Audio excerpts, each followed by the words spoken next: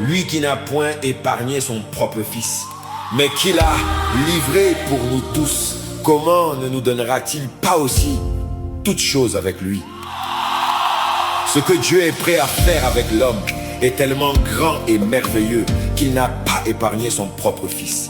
Pour que je sois en relation avec Dieu, il n'a pas épargné son propre fils. Dieu donna Jésus-Christ. La valeur de Jésus-Christ est éternelle, sa puissance est éternelle, il est souverainement élevé, sa richesse est éternelle, son nom est puissant. Même avant sa mort, il opérait des miracles, des prodiges et de grands signes. Dieu a sacrifié tout ceci pour nous avoir.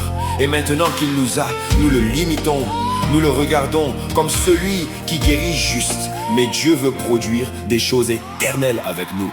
Dieu ne peut pas sacrifier grand pour accomplir ce qui est petit ou limité.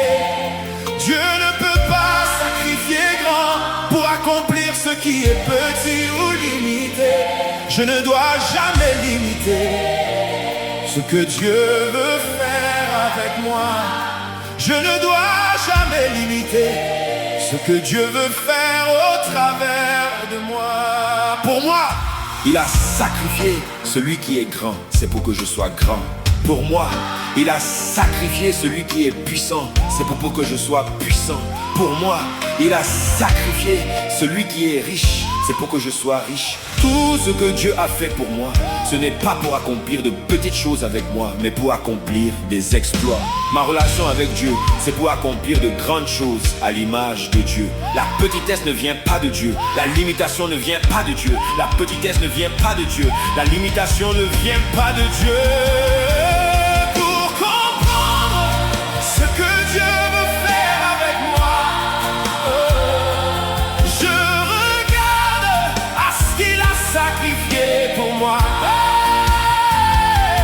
Pour comprendre ce que Dieu veut faire avec moi, je regarde à ce qu'il a sacrifié pour moi. Merci Seigneur pour les grandes choses que tu vas faire avec nous.